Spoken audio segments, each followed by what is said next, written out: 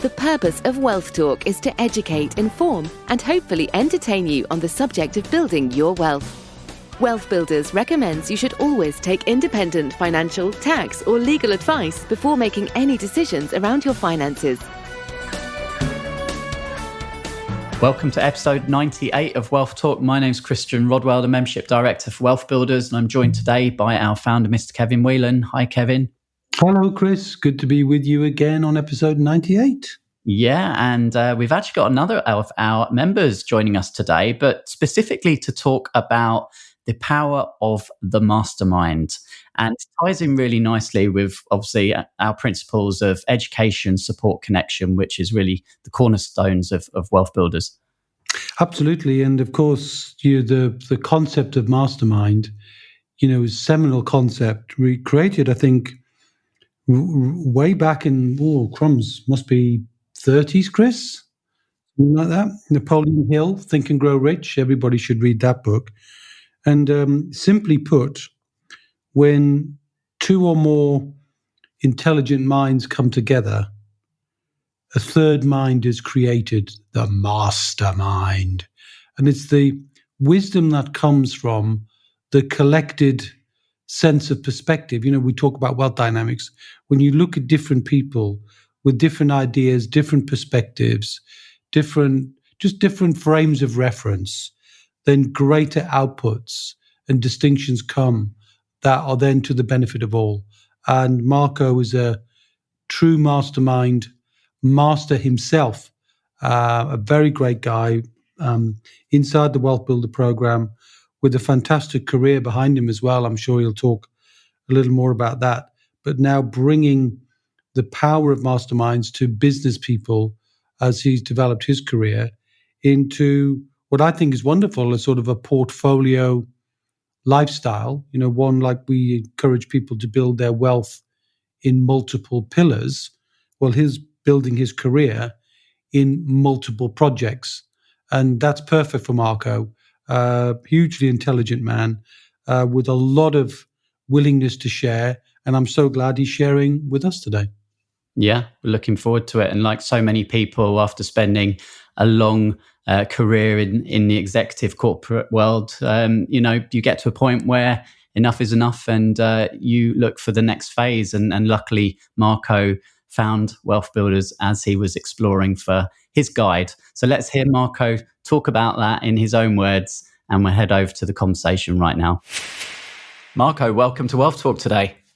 Thank you, Christian. Pleasure to be here. Good to have you here, Marko. And you joined Wealth Builders as a member last year, back in 2020. And probably good to kick off, Marko, by our listeners understanding, what your background is and what the transition has been from where you were to where you are right now. Sure. No, of course. So my career is relatively straightforward in that I've spent all my working life with one company. So when I left university, at the grand old age of 22, I was fortunate to immediately get a position at Lego, the toy company, as a marketing assistant. And up until a year ago, I stayed with Lego, worked all around the world with them, and ultimately served on their global executive board, whilst also concurrently being effectively the regional CEO of the Asia Pacific business based out in Singapore. And what brought me to Wealth Builders was the transition back to the UK. We had been expats for nearly 10 years as a family, and that was our second time being expats. And my wife was keen to set down some roots and head back to the UK because I have two boys. They were getting older, and the stability of schooling becomes ever so much more important. So that's what's brought us back to the UK. And in that transition, I really, at that point, decided, what is it that I want to do? Unfortunately, there was understandably no board level position for me back in the UK with Lego. So it gave me an opportunity just to take stock of my life, where I was going, what I wanted to do. And as part of that, really, I decided now was the time to embark on a portfolio career and also simultaneously spark up a little bit more of the entrepreneur that had always been hidden inside me, and in particular with my involvement with property through the years, which I kind of, in parallel to my executive career, had done on the side. Yeah.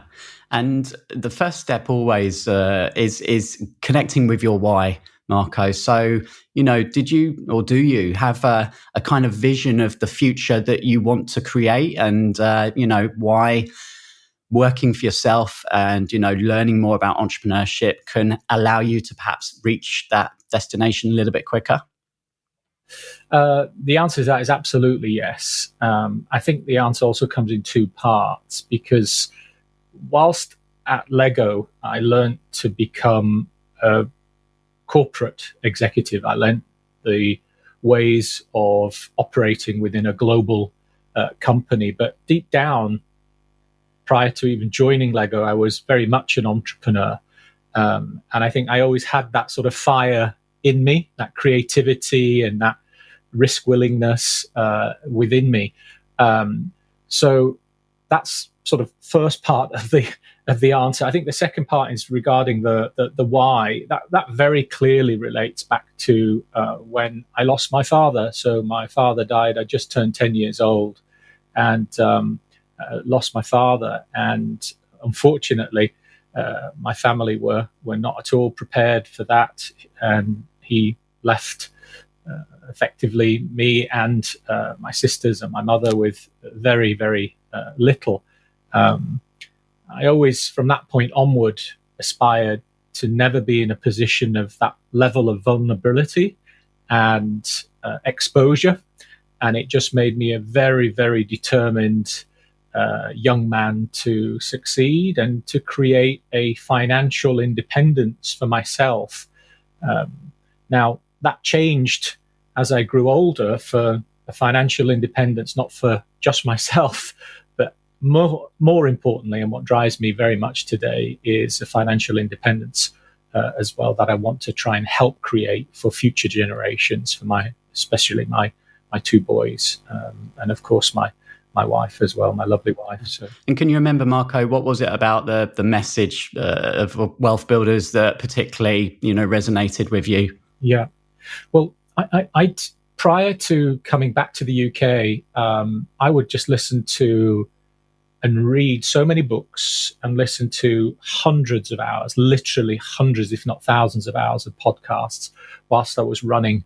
I like to run, I like to go to the gym, lift my weights, and always with earphones in, just listening, absorbing information. So when my wife and I had made the decision, because it wasn't a quick decision, that we wanted to come back to the UK and really just settle down for the sake of primarily the boys, then I planned that out a couple of years, in the fact that, it doesn't happen overnight. We need to sort of create a pathway. Part of that pathway was therefore exploring who could help me if I was going to make this transition, who could help me. And that's really where I stumbled across WealthBuilders. And I was actually going to try and join a lot earlier than I did, but I sort of left it about a year and then came back to it when I'd actually arrived back in the UK.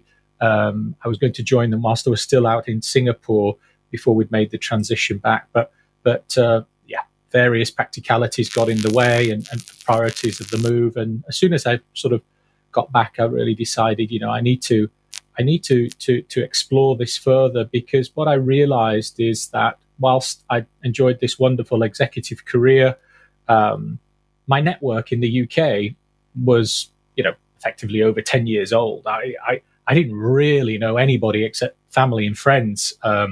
All my business contacts, so to speak, had moved on, evolved.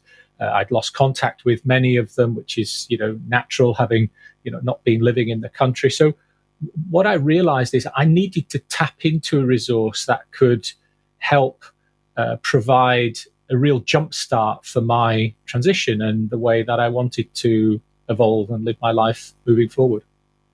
So you mentioned network there, which, kind of ties in really nicely with the focus of our conversation today, Marko, which is all about the power of the Mastermind group. So would you mind by telling us a little bit more about how your CEO group works? Of course, yeah. So as part of my portfolio career, at the core of it, really, I sit on a number of external boards for companies as a non-executive director or strategic advisor. But at the core of my portfolio career, really, I also run a CEO advisory group. I run that through Vistage, which is the world's largest CEO advisory company. They operate in about 23 different countries around the world, and I run my practice through the Vistage network. And at the moment, I have 14 CEOs, all of them from non-compete businesses, which is super important because this is a group that meets once a month in complete confidentiality. And we meet for a number of reasons. First of all, many of the CEOs and MDs, and I know, having sat in that seat for many years, they feel quite isolated at times. They feel, some would even say, lonely at times, a lot of responsibility on the shoulders. And it's not always easy to share thoughts or ideas with people in your own company or with your own peers, because of course there is always the potential for bias and or therefore a judgment. So this is a confidential group. We meet once a month to share ideas, a little bit like WealthBuilders does, really, to help each other, to pressure test decisions, help each other make the best decisions we can possibly make, and also to hold each other accountable. And I know that's really big in WealthBuilders as well, holding each other accountable to the decisions that we make. Because again, as senior business people, they can sometimes not necessarily always have that level of accountability to some of the commitments they make to individuals. And this is also a way to just make sure that some of the actions that they agree on and we agree on, we do actually move forward and execute. Yeah. So you mentioned the number of 14 there, Marko, and that's a real kind of sweet spot, isn't it, for mastermind groups? So anywhere sort of around about, I'd say between 10 and 14 is just a good number. Why do you think that is?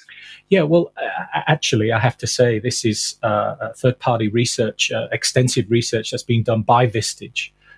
They've been running CEO groups around the world, or helping organize CEO groups around the world for 40-odd years. And during that time, they've really narrowed down that the sweet spot between getting diversity of opinion, but whilst also having a manageable number in one room, is between actually 14 to 16. That's where the sweet spot really is. So that's the background to that. For some, that may seem, wow, that seems quite a lot. But actually, on the contrary, because you've always got that trade-off between, as I said, diversity of perspectives, experiences that people can share, with, of course, then being able to manage the number of attendees in a room, or a virtual room as we're operating currently, in an effective and an efficient manner.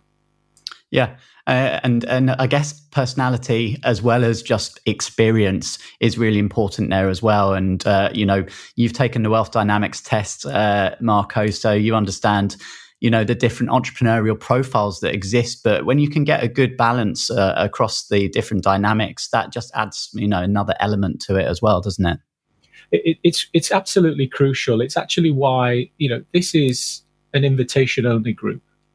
If you were to come today and say, Marko, I want to join this group, or one similar to yours, here's the money, I would say thank you very much, but absolutely not, until we further explore, what is it that you feel, I can help you with, because I also coach each of the CEOs on a one-to-one basis as well each month for, an hour and a half up to 2 hours every month. And there's, as well as the 1 hour group meeting. And it's important that there's a give and there's a get, because I'm not interested in just having people who want to be part of the group to only get.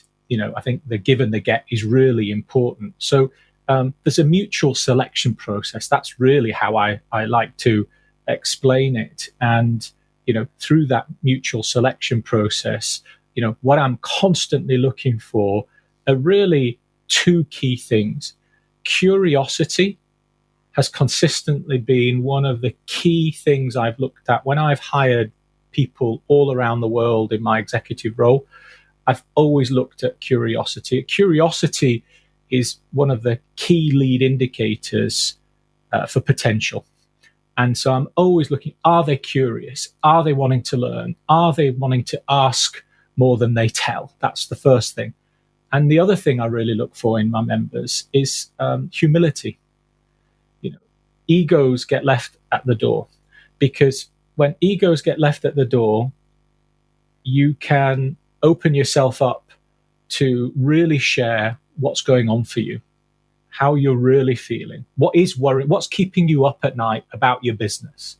And of course, business and private life, as we only know too well during the last year or so, has become, emerged and very, very difficult to define, given that most people are working from home. So we're also looking for members, who are able to share when they're talking about what's going on for them, things that may not be going well, even at home, for example, because we're all human. We are CEOs, MDs, or business leaders, but at the end of the day, we're all human, and we get impacted. Our performance gets impacted by lots of external environmental issues, including, of course, our own environment at home. And for people listening, Marko, who perhaps are looking to create their own, mastermind alliance, or perhaps already part of a similar group, can you give any tips on structure? So, is there a particular length of time? Is there a particular format? Certain things that people should be including in the mastermind session, and things that perhaps are not a good use of time? I think that's a really great question. I mean, I'm very fortunate because I operate my CEO group, through Vistage, which is, as I said, just got years and years experience. They've been able to really refine what does work and what doesn't work. I think an important element, which perhaps is overlooked, or perhaps some people feel is just difficult to organize, is ensuring that you're not just learning from the people in the room. And if you can imagine being, if you are a business leader sat in a room of, with 14 to 16 other CEOs, MDs, respected peers with years of experience, with years of knowledge from non-compete businesses. There are no customers there. There are no suppliers there. There are no board members from your business there. There are none of your leaders there. You can really ask them, whatever you want, and get unbiased, unfiltered advice. That's powerful. But when you add as well the option of getting external input, and by external input, I mean really getting world-class speakers to come in and talk to you about topics which are relevant for you and the rest of the members. I think that's where that balance of both internal and external is really powerful, because let's face it, most CEO and MDs, they have great development plans and IDPs for members of their own team, but for themselves, they don't necessarily always have very robust development plans. So this is an option for any type of forum or group to really stay sharp with the latest thinking of what's happening externally. And I think that's important. So don't just create a group just to meet and share ideas. I think that's great and it's beneficial, but I think leverage your networks, leverage who you know to come in and just to speak for an hour on a particular topic that's relevant. So you're getting some outside in latest thinking as well is a really important balance, I think, to try and obtain. And in terms of the accountability, you've mentioned, obviously that's a key part of a mastermind group, Marko. Do you have some examples of how you hold one another accountable within your group? Yeah, for sure. So, for example, in my group, if we have a external speaker coming. So when we meet once a month. Half the day is usually just, if you like, with the group members. The other half of the day usually involves an external speaker who will come to present, to talk about, latest thinking on strategy or leading change or diversity and inclusion, whatever the topic may be.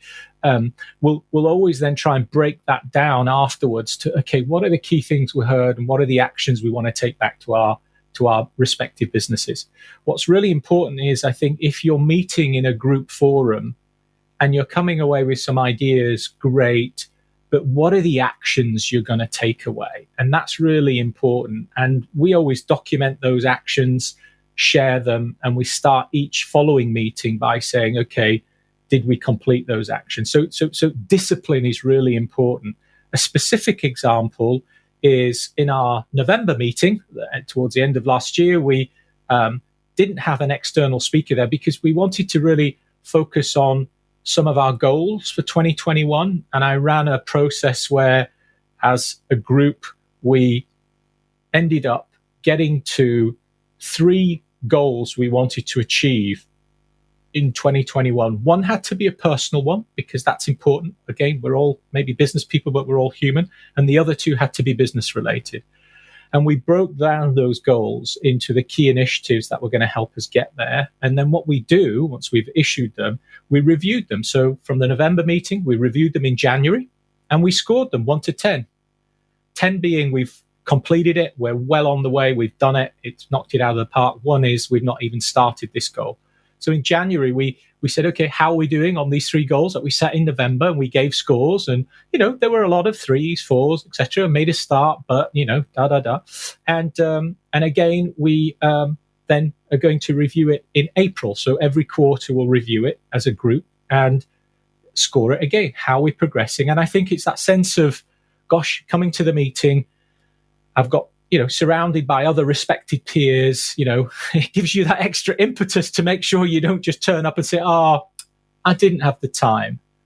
It's other things have got in the way because, of course, you want to, demonstrate that you have done what you said you would do. And that's that sort of sense of accountability. I call it a stickiness, which sometimes, as individuals, we, things do get in the way and we need a little bit of help just to make sure that we execute what we said we would execute. Yeah.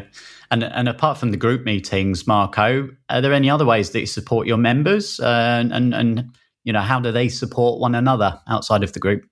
Yeah, and it's another great question. There's a sort of a formal answer to that and an informal, and I'll explain. The formal is what I've already mentioned. So when a member joins my group, it's not only access to the group on a monthly basis when they meet together and to the speakers that come to those sessions, it's also one-to-one coaching with myself.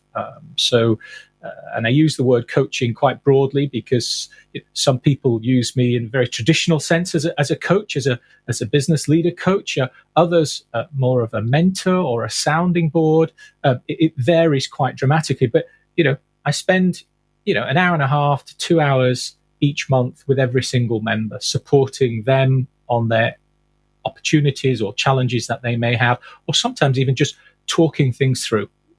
Getting things off their chest, which helps because, as I said, as senior leaders, sometimes you don't have that avenue to let go, and you don't want to necessarily always bring it home or share it with friends because that's precious. So this just gives that opportunity. So that's a sort of a formal component to the answer. That the informal is that I strive to make sure that the group is not just dependent upon me. Of course, I chair the group and I do the meetings and have the one-to-ones.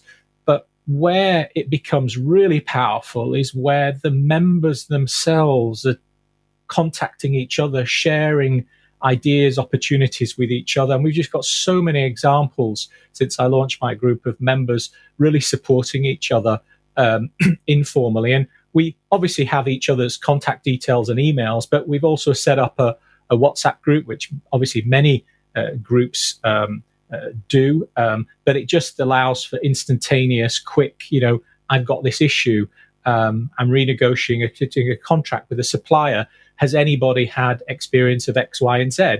Boom, get a response. And the beauty about, the group is if somebody in that group doesn't have the answer, which is relatively unlikely, because in my experience, there's usually 7 or 8 key themes, regardless of the size and complexity of your business. There are 7 or 8 key themes that impacts every single business and every single leader.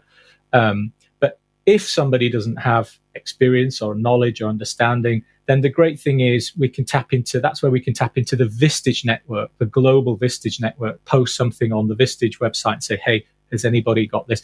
And they'll be guaranteed somebody in this country or somewhere else around the world that will be able to support and help. So, yeah. Now, as a Wealth Builders member, Marko, you obviously understand the power of the 7 pillars of wealth. We're talking specifically really about business today, but where does that fit for you within, the pillars and are you looking at other pillars in addition to business to help you build your own wealth? Oh, absolutely. And it's really the key reason I joined Wealth Builders, because I mentioned right at the beginning, simultaneous to my executive career before I sort of moved to this, doing what I'm doing now, I'd loved property, and I'd always been buying property alongside doing my day job. And I've been very, very fortunate that I got quite involved in a number of initiatives and ventures. The last one, before I left Lego, I bought a beautiful property on the shores of Lake Como, and completely renovated it, took it back to brick. There was actually only one wall left standing, and completely refurbished it into a beautiful 3-bedroomed villa right on the lake. And was fortunate enough, my wife and I, we actually won an international award for that and the work we did there. And that just gave us confidence that, wow, and this was back in 2018. Wow, we actually we might be pretty good at this. We've dabbled along the way with the ad hoc projects. So property is a key pillar, and that's where I've had loads of insight and advice through the Wealth Builders network. It's been absolutely fantastic. And since coming back to the UK, we've been back, 18 months now. I think we're on to property number 6, number 7 shortly. We're just in a bidding process for number 7, which will be our first commercial property. But we've had about 6 different residential projects in 18 months. So we've been going pretty hard and fast. Some of them are buy-to-let for that reoccurring income. Some of them have been just buy, refurb, and sell. So property is a key pillar. The other one is the pensions pillar and SSAS. So I set my SSAS up. Very fortunate that, during the years at Lego, I'd had a SSAS, but like many people, probably spent all of 20 seconds a year looking at the annual statement that came through and sort of filed it away. And again, in my transition period, when I really started to think seriously about moving into the direction I wanted to go with my career and my life, having that flexibility and freedom and financial independence, the SSAS pillar just suddenly became ever more relevant for me. So I've set up my SSAS, made the transfer, and in fact, the property I just mentioned, potentially our first commercial property that we may be purchasing, will be the first sort of utilization of my SSAS in order to bring that alive. So. Yeah, fantastic. Well, we certainly enjoy having you as one of our members, Marko, and your contributions to the community. So thank you so much for sharing with us today around the topic of the power of the mastermind. And I look forward to the dinner invitation to Lake Como. That's great. Thanks, Christian. Thanks for having me. Been a pleasure. So I heard lots of parallels there in Marko's conversation with, the teachings of Wealth Builders. So we can dive into those in just a second, Kevin. But before we do that, let me head on over to Trustpilot and pull out one of our latest reviews. And we've had a review from Royce, and he says, I've been extremely impressed with Wealth Builders and can't recommend them highly enough. I was completely unaware of what a SSAS was And WealthBuilders helped me through the process of understanding the potential and then guided me through the process of making it a reality. And he says, I've now gone onwards through the process of utilizing my SaaS within the rules and guidelines, which again, WealthBuilders helped with. And that has had a positive financial impact on me and my family today, and not in the 30 odd years' time when I'd be due to retire. Just work out the compounding on that. Well, interesting. I mean, it's good to focus on some of the aspects of that, and certainly the power of using your pension instead of waiting till you're 60 when you can use it in your 30s, 40s, and 50s. Very powerful. But we talk about SaaS a lot in the program, don't we, Chris? And always looking, for people to participate more. In fact, we've got a conference on SaaS coming up, and that conference is all about SaaS. It's called the SaaS Alliance Conference. So anybody who's remotely curious about that should head over to saasalliance.org. I'm sure you could put a note in the show notes, Chris. And it's the 25th of March. And we'll be talking about case studies and inspirational ways to use your SaaS to give you leverage, almost to pick up the pensions, put them in a shoulder bag, cross over the divide, and use that money for your entrepreneurial pillars of property, of business. We're focusing on property on that day, but there's so many good lessons to be had from that. So 25th of March, if you're around and you want to register, it's free. Everything we do is about giving away some great content for free. And of course, there's also access as well for the recording for our members. So looking forward to that, Chris. Yeah. Well, we welcomed a lot of new members over the last 7 days following the webinar that we held a couple of weeks ago, Kevin. So really great to connect with people, joining and starting their wealth building journey. But, always good in a way to say goodbye to people that have perhaps concluded their journey with us and have hit their financial goals. And one such person this week was Martin, who we'd just like to say congratulations to. And we bid you a fond farewell, but obviously still being connected to the WealthBuilders community in some way, but now moving onwards from financial independence towards abundance, which is, so pleasing that we have the opportunity to help in some small way with that. Yes, and congratulations to Martin and his family. We do wish him well, and it is lovely to see. I feel a little bit like a granddad seeing the kids graduate, but Martin's a great guy. I'm glad that he chose to spend some time with us to build his journey. And abundance is always around the corner, Martin, because once you've set the wheels in motion and your wealth building is a matter of the focus of and repeating, then it's automatically likely to happen that you'll get through that barrier into abundance. So I'm sure we'll hear about his philanthropic intentions in the long term as he powers onwards and upwards. So always good to welcome the new, but sometimes you've got to say goodbye to the old because we've served our purpose, Chris. We've done a good job. Yeah. Well, let's continue to do our best, and let's look at the power of these masterminds. And I've written quite a few notes actually, but of course it always begins with a reason why and a catalyst. And actually I recognize that Marko's catalyst was not dissimilar to yours, Kevin. Yes, it's always tragic. I mean, he was much younger, of course, wasn't he? He talked about losing his dad at 10. And that stuck with him, didn't it, really? Not just the tragedy of that, but the importance of what that meant for him and decisions that he made. And that's always powerful. And if you get a powerful catalyst like that, you become virtually unstoppable. So that's the reason we always encourage people to connect with their reason why. Of course, it doesn't have to be tragedy. Definitely does not. But finding a good reason why is really setting the scene for being able to build on that platform to go on and create lasting wealth for yourself and the next generation.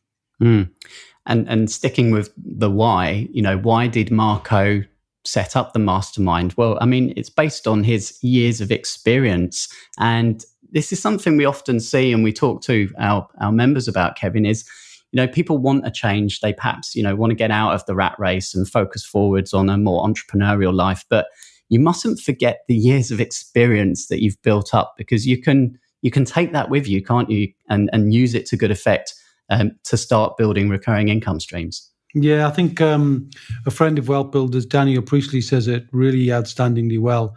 We're all standing on a mountain of value, but because we're standing on it, it's underneath our feet, we overlook it. And this is true of most people. And I think Marko's tapped into that, hasn't he? And used his corporate skills of a really high-powered job at Lego, having gone through right the way to the top.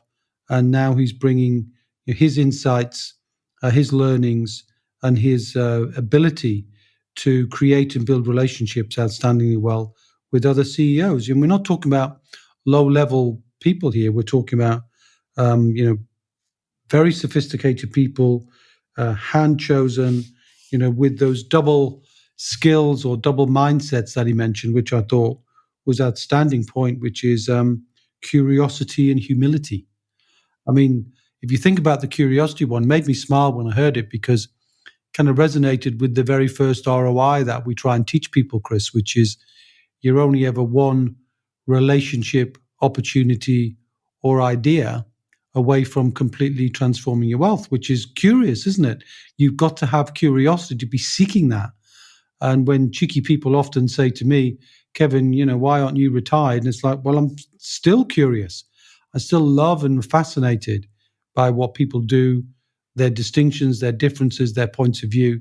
And I'm always learning from other people. So, it's great that he brought those two skills. And the humility is important too, because often when people reach the top of their career, it's not too difficult to see that they can become arrogant. They can become, I suppose, self-absorbed in their own status and so forth. But for looking for humble people, coachable people, teachable people, open-minded people, and picking those, and probably that means from Marko's perspective, deliberately not picking those who show the signs of arrogance as opposed to humility.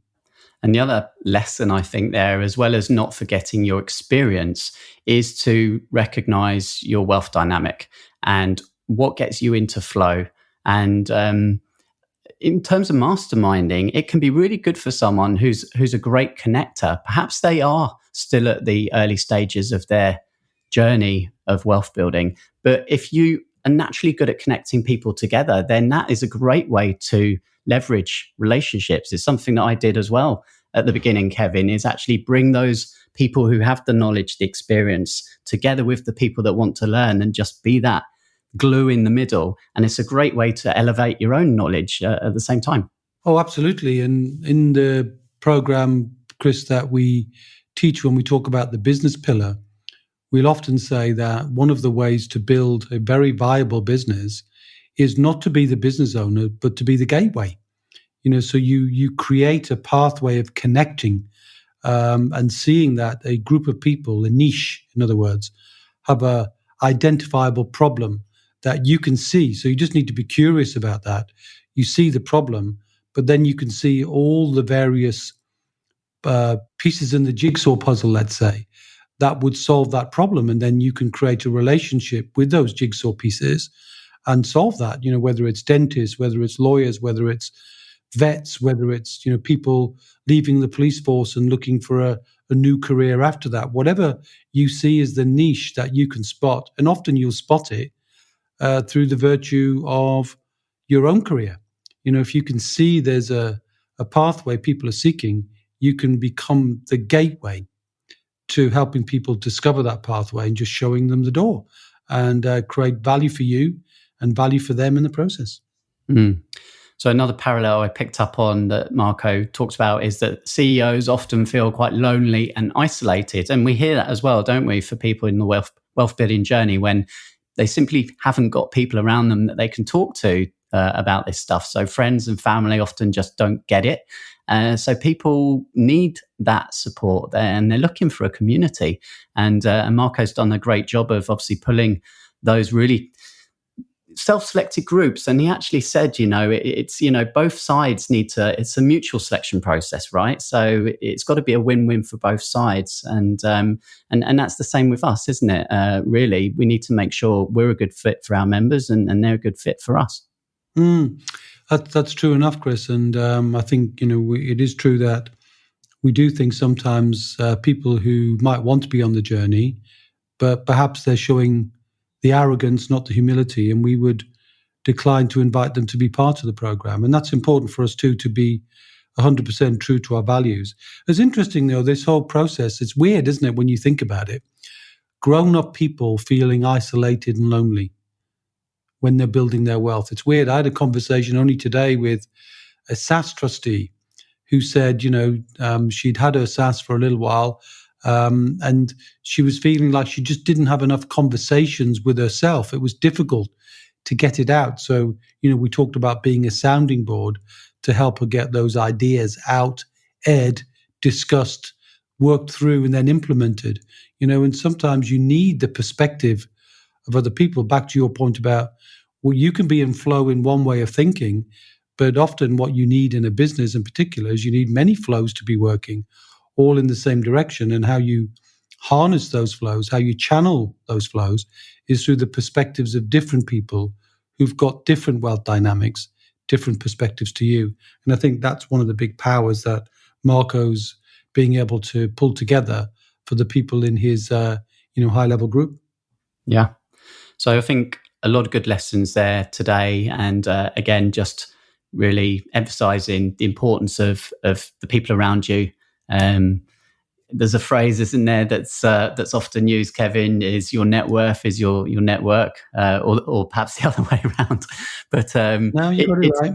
It's important that you are surrounded with people who are kind of on the same wavelength, because it will definitely accelerate you. It'll make the journey more enjoyable, and you'll build your confidence because you'll feel, okay, I can see there's other people here. They get it and they get me, and we can work together. And that's, I think, what it's all about. I think, I remember one person who said it. I can't remember who it was, Chris, but I remember them kind of saying, imagine you're in a lighthouse and you've got 4 aspects to that, and there's 4 windows. Whatever window you're looking out is the only view you get. But if you can see that somebody's looking north, somebody's looking south, somebody's looking east, and somebody's looking west, and you've got that perspective of all areas, then you've got a 360-degree vision, which is 20/20 vision. It's perfect vision.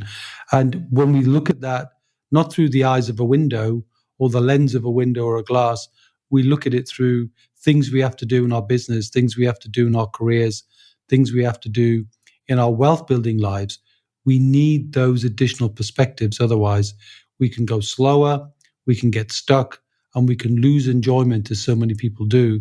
Because, as you say, not everybody gets it. Only 5% make it. So by definition, 95% of the population, Chris, don't get it. Or certainly they don't get it enough to take action. So we're delighted Marko's taking action. We're so thrilled he chose us to work with. And actually, I'm looking forward to working with Marko, and he's going to be sharing with me some of the values and the process that he's done so well to help me shape my mastermind program. In terms of the mentorships that I have, and bringing more of a group dynamic to it instead of just me working one-on-one with people, Chris, in my current mentorship program. He's going to help me kind of bring the mastermind perspective to it. So I'm going to grow as a teacher and as a guide by working with people like Marko. And I think he would agree that humility on my side, with his experience, will lead to good things for both of us. So very much looking forward to working with Marko. Yeah, and congratulations to Marko, of course, for turning the wheels, building his wealth outside of the mastermind groups they talked about. Obviously, building wealth across the property pillar. Now using his pension and expanding into more advanced strategies as well. So that's great to see. Okay, well, a good one there, and we're edging ever closer to that big 100, Kevin. We better start having to think about what we're going to do for that, but certainly looking forward to it. And hope once again you've enjoyed listening to today's episode, and we will be back once again next week, same time, same place. So until then, Kevin. Okay, my friend, until then, I'll see ya. We hope you enjoyed today's episode. Don't forget that we are constantly updating our resources inside the WealthBuilders membership site to help you create, build, and protect your wealth. Head over to wealthbuilders.co.uk/membership right now for free access. That's wealthbuilders.co.uk/membership.